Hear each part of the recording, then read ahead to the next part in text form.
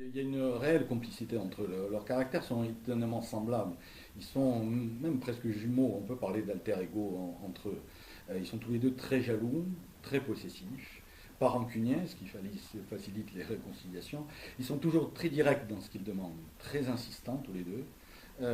Ils ont comme ça, ils ont des parcours communs, ils viennent finalement d'un milieu, on lui est un petit peu en dessous d'une noblesse qui n'est pas de premier rang.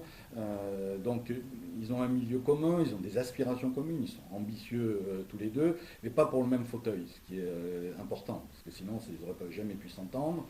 Et ensuite, ils sont complémentaires, tandis qu'un est totalement politique dans la gestion de l'État, l'autre est dans l'entre-genre, la relation sociale, et ils s'accordent complètement. Et il ne faut pas oublier que Napoléon est un militaire. D'abord, un militaire fait peur politiquement, il peut inquiéter.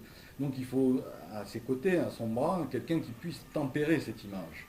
Et c'est Vénus en contrepoint de Mars.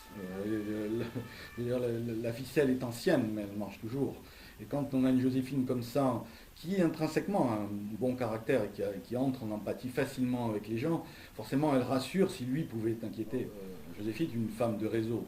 Pour une impératrice comme ça, elle va, c'est un champ, l'Empire est un champ de manœuvre, si je puis dire, un terrain de jeu idéal pour elle, où elle va pouvoir multiplier les amitiés, les réseaux, les alliances, les mariages, et concevoir, toujours avec Napoléon d'ailleurs, mais concevoir tout cela pour rayonner et étendre, ce qui, pour Napoléon, est effectivement quelque chose d'intéressant et d'important, qu'il ne peut pas assumer tout seul.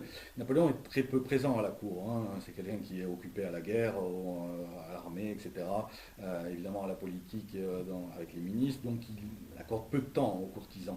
Joséphine est là pour incarner ce rôle et être la permanence, si je puis dire, du trône, et recevoir les courtisans, leur parler, animer la cour. Il faut quelqu'un qui soit là. Napoléon ne le fait pas. C'est Joséphine qui va tenir son rang. Alors d'une manière assez subtile, où elle n'est pas formée à cela comme les princesses de sang le sont, ont été depuis leur enfance formées à cela. Mais elle ajoute une sorte de subtilité, une petite touche qui la rend sympathique et qui fait que ce régime, qui est malgré tout un entre-deux, qui provient de la Révolution et qui devient monarchique, fait que dans l'esprit des gens cela fonctionne, en fait, parce qu'il y a comme ça un équilibre où cette monarchie ne rappelle pas le passé, est à la fois neuve, qu'une personne neuve, et qui a une séduction différente, plus vraie sans doute, moins guindée, moins parée d'étiquette, avec une mode, avec un style qui plaît.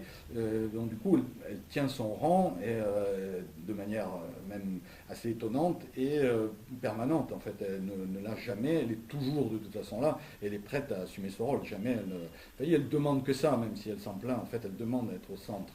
Ça lui plaît intrinsèquement. Son ambition est là. Elle ne veut pas, n'est jamais bien qu'au centre, hein, du système. Et donc, ça lui plaît et elle ne demande qu'à continuer et comme ça à rayonner, hein.